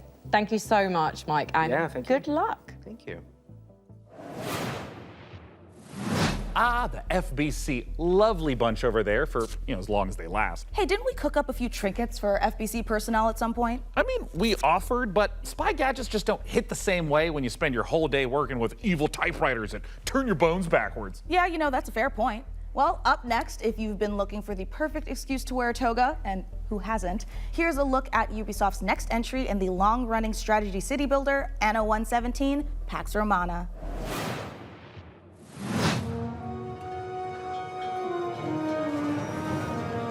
If you want to be immortalized in ornateness, here's a little lesson in greatness. If governing is your vocation, it's all about location, location, location. Go where you haven't gone before. Find a religion. Or 5. Or more. Romanize your territories. Or keep them Celtic if you please.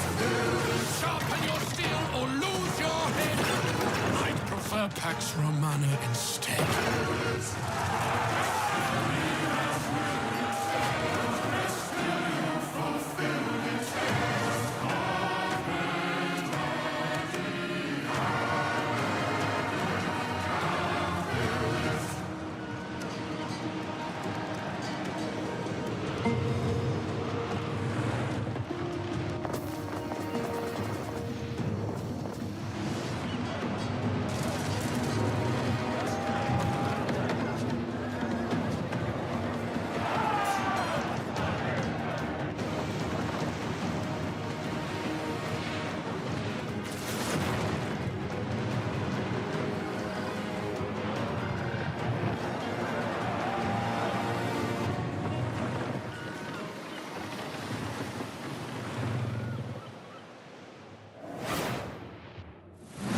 Going up after all.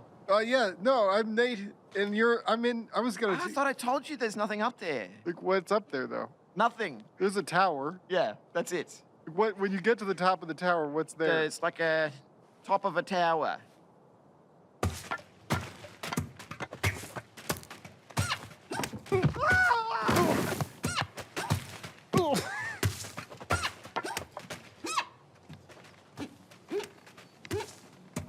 There we go.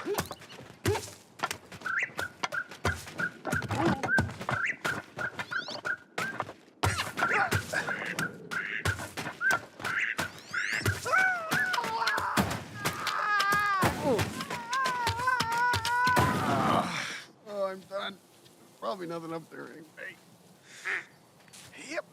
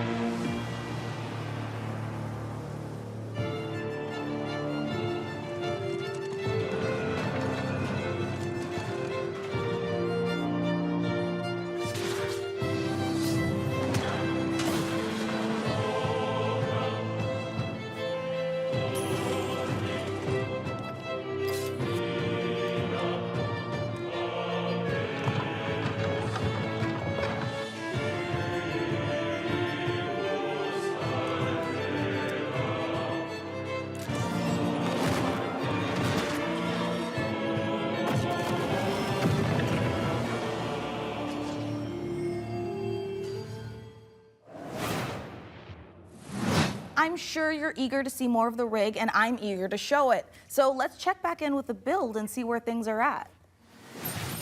Oh, hi Mica. We have had a slight hiccup. Looks like Jacob forgot the #1 rule of a new PC build. An offering before you start, or computer spirits drink your heart. He forgot the sacrifice. You have to do the sacrifice. You've got to do the sacrifice. Can we scold me later? All right, I should cut him loose while he's still got blood. Sit still, Jacob. I don't want to hit any important bones. I am loving how normal things are today.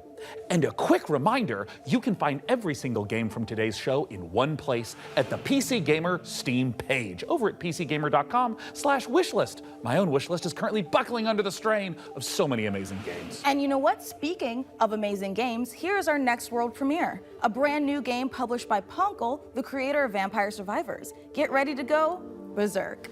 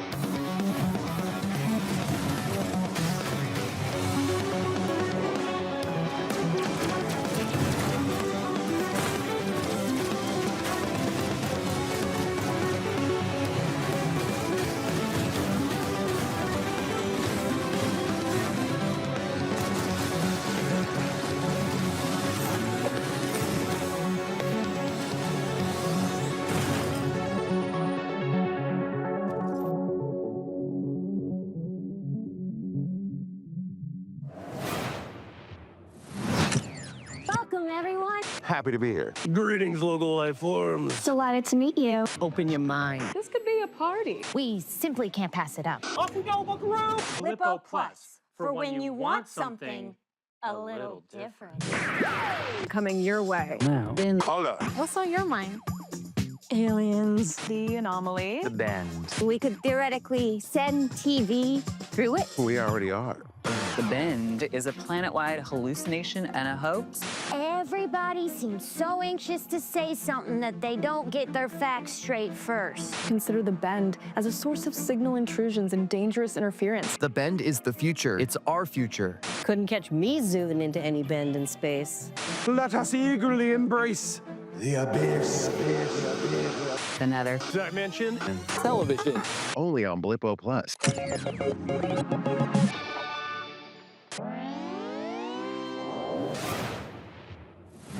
All those games have looked great, and wouldn't you know it, we've got even more to show you. Check this out. Hey, I'm Felix Schade. I started Morbid Metal a few years ago as a solo dev, and what began as a small passion project has evolved into something far more ambitious. It hit Steam Early Access this summer, and I can't wait to show you more. Morbid Metal is a fast-paced, roguelite hack and slash that is built for intense combo-driven combat. You play as an advanced AI, trapped inside a deadly simulation.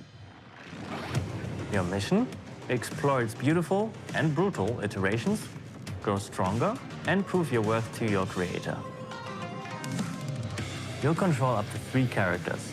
It's a bit like switching weapons in a shooter, except here, you're switching full-on playstyles. Each character has their own unique combat style and active abilities, which are unlocked as you explore the simulation.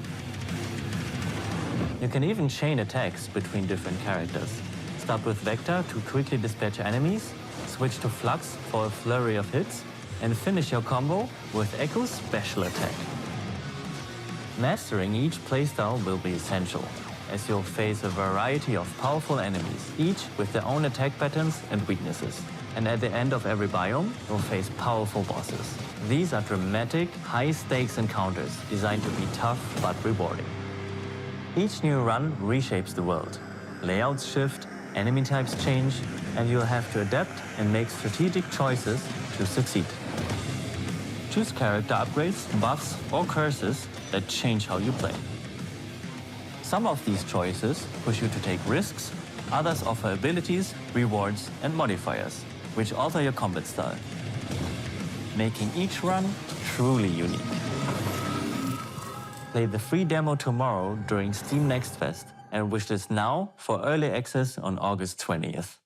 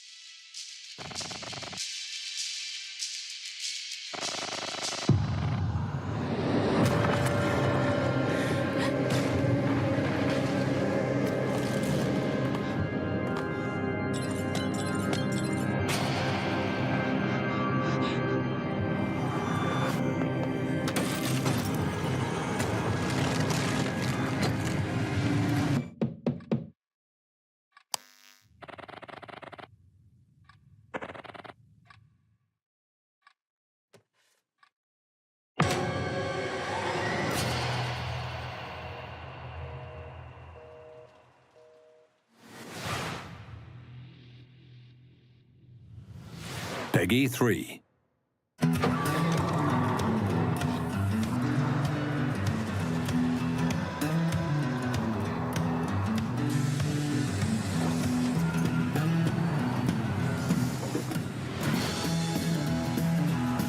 Good morning, Emberville. Today is the first day of our very own public bus service. The bus services will start in the tracks and ash tree, but will expand to more neighborhoods as passenger approvals roll in.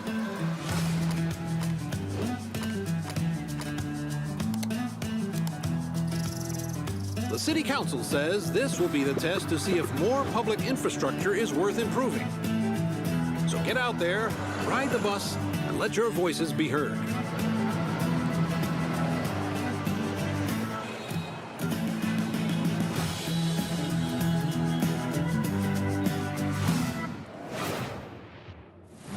Hey, Sean, should we see what's going on the factory floor? Make sure there's no production line issues holding up the rig? Well, that's a great idea, and I've invented the perfect spy gadget for just that.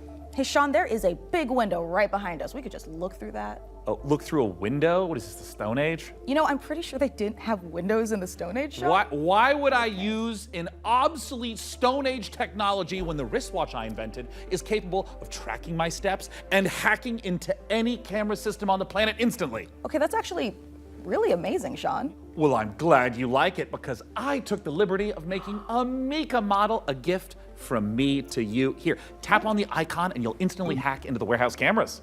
Okay, Sean, this is a little bit much. Wait, I have to make an account to use this? Well, it's a free trial for 7 days, but then it's only $9.99 a month after that. What?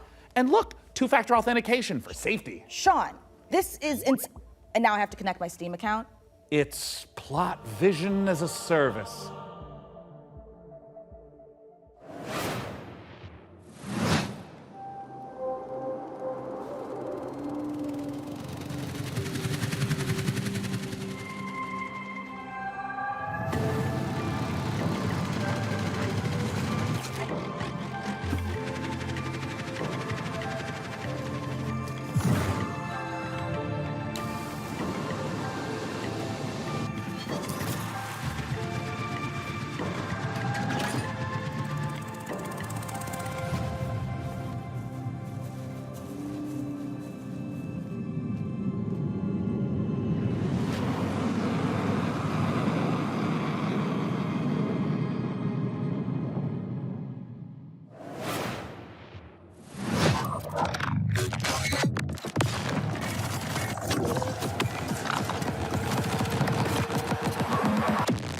Subject decimated.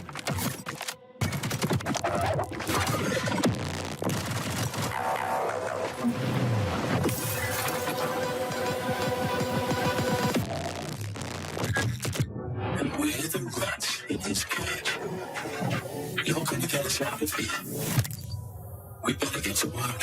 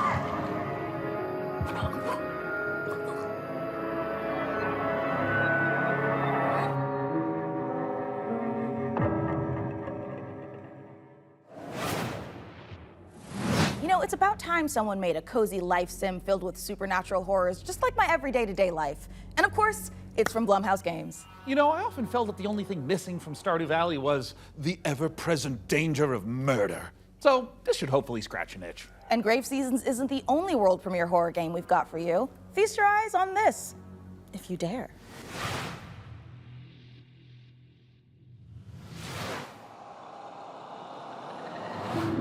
On this most auspicious of nights, I would like to raise a toast. New friends, I bid you welcome to the club. We've got to get out of here. This will help. I'll keep an eye out for anything dangerous. I'll check for anything on the floor. A terrible curse has drawn you together, but fear threatens to drive you apart. Did you seriously rob me? Is that blood? God! Oh, God! Keep your cards close to your chest. No, this isn't right. For you'll need to decide who you can trust. Is somebody there? Before the rest of my guests arrive.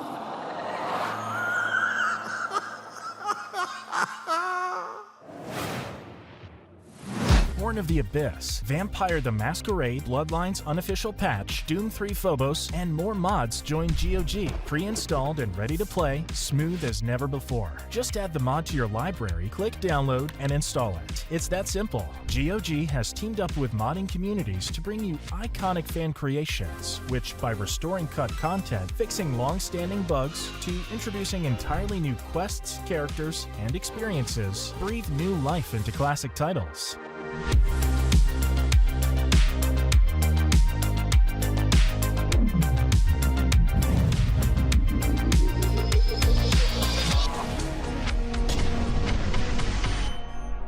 Later this year. Hungry? Yeah! Get some fast food. Velocity noodles. Fast food at this bad.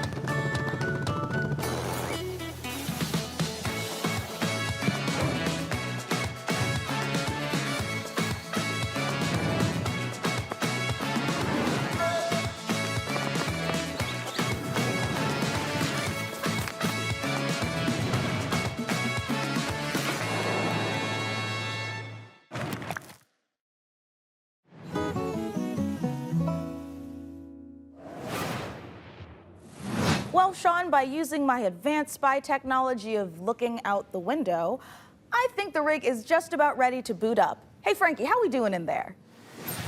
I think we are just about ready to power this bad boy up. What do you think, J-Money? She's ready to roar. Sean, would you like to do the honors? Oh, you guys, I thought you'd never ask. Ugh. It's alive!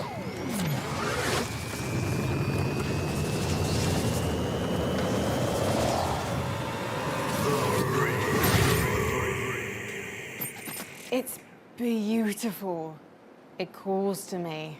I love it more than any parent could love their child. As a mother, I take offense to that. But in this case, I'll allow it. And if you are watching this now, this very PC could be yours. Mica, what do they need to know? That's right, you could be the proud owner of the rig. In all of its top-of-the-line AMD-powered gaming glory. All you need to do is follow the link below and fill out the PC Gaming Show survey, and you will be entered in a chance to win. I mean, I'd like to enter myself, but I am public enemy #1 in 14 countries, and I'm not about to add another. So head on over to pcgamer.com/survey now and get your hat in the ring. So our build might be finished, but we've still got more games to show. So let's take a look. Protect me from the evil within. May the Lord protect me from the evil within. May the Lord protect me from the evil within. May the Lord protect me from the evil within. May the Lord protect me from the evil within. May the Lord protect me from the evil within. May the Lord protect me from the evil within. May the Lord protect me from the evil within.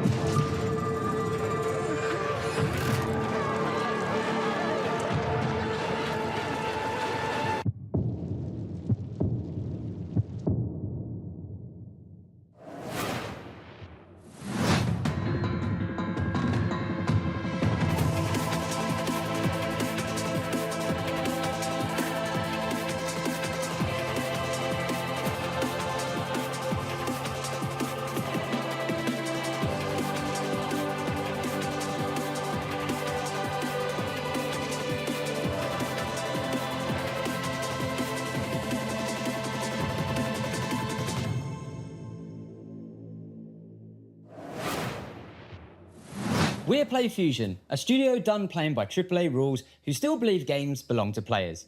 Descendant is an FPS capture the flag reimagining where strategy collides with chaos.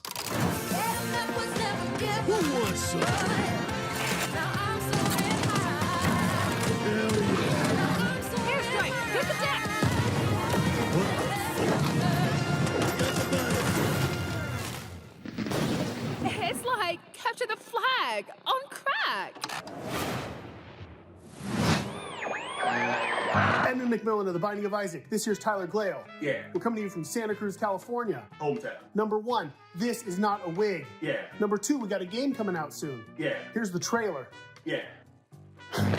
What seems to be going on with the little guy? Yeah, I think my cat's sick. Yeah, he's got a broken neck. He has horrible IBS. His mouth and one of his ears are missing. His soul was removed by a Kandarian demon. What was that last one? He's taken a shotgun to the face a couple times. What? He's got rabies, I'm pretty sure, and he's made a deal with the devil. He was stabbed repeatedly in the neck, chest, face, and hair. He's incredibly dehydrated. He has depression. Who doesn't nowadays, right? He appears to have a conjoined twin. He has a gambling addiction. He was probed by aliens. He was mauled by a large headless beast. His tail appears to be growing a hair. He has ADHD. He got into a fight with a dog. Eugenics, coming to Steam February 10th, 2026. Magnificent games and a magnificent gaming PC that you could win. Once again, head over to pcgamer.com/survey for a chance to claim the rig. Mica, have you noticed that since powering her up, we've been hearing that annoying, super ominous voice? Yeah, kind of like we tore the very fabric of our plane of existence and brought through this terrifying unknown being drawn in by the awesome processing power of the rig. Oh, thank God it's not just me. No, it's not. And you know what? I know we shouldn't mess with whatever this is, but the rig. Yeah, I feel it in my teeth. God, same. But okay, listen. The show's almost done, so let's finish strong and agree to stop messing with whatever is saying the rig. Great idea. Let's close out the show the same way we began, with a trio of exclusive world premieres.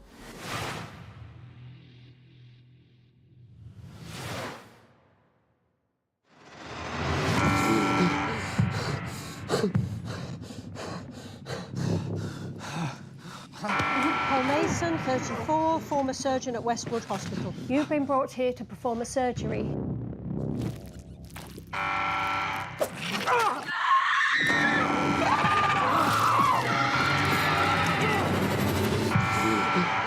Paul Mason, former surgeon at Westwood Hospital. I don't know how, but I think we've done this already. All I want is a way out of here.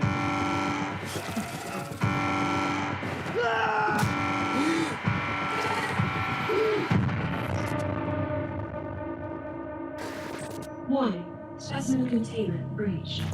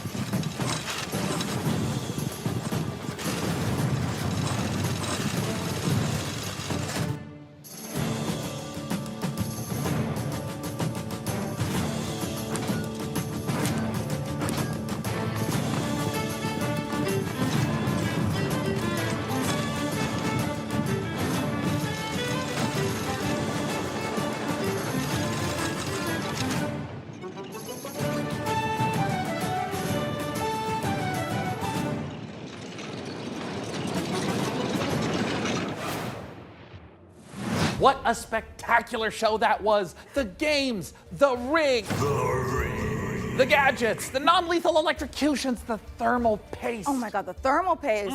And speaking of gadgets, we've got time to show off one last little invention of ours. Oh, goody!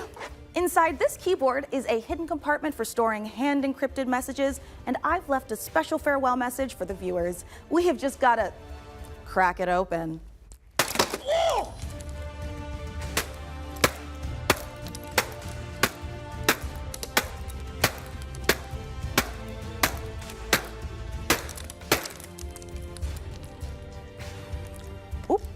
Yeah, this is just a normal keyboard. It's Jim's from accounting. Poor guy can't catch a win, and this soon after the divorce? Oh, a reminder to everyone, thermal paste isn't food. A big thanks to Frankie and Jacob for building the rig. And thanks, of course, to all of you for tuning in. We'll have to work super hard to top this when the PC gaming show Most Wanted returns in December. Thanks for watching. See you in December, everyone.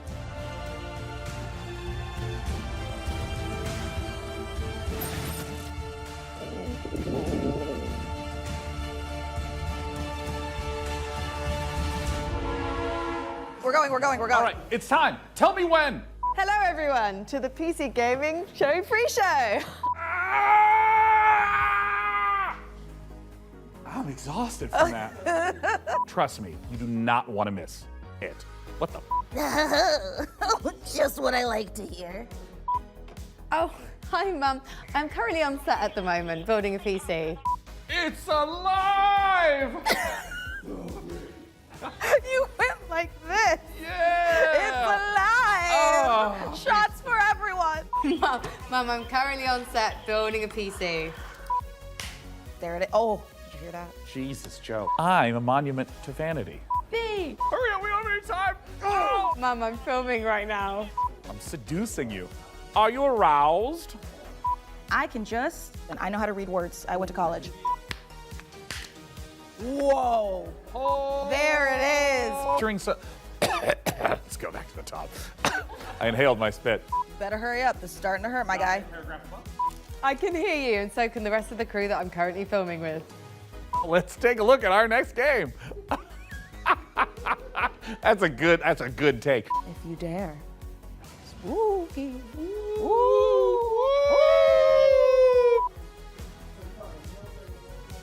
There are 3 days. 12 p.m. Pacific for... Oh, it's on the end of this show. I'm ready to. Hi, viewers of the PC Gaming Show 2025. Let's just get ready. There it is. Incredible. Bye. That might have been my greatest take of all time.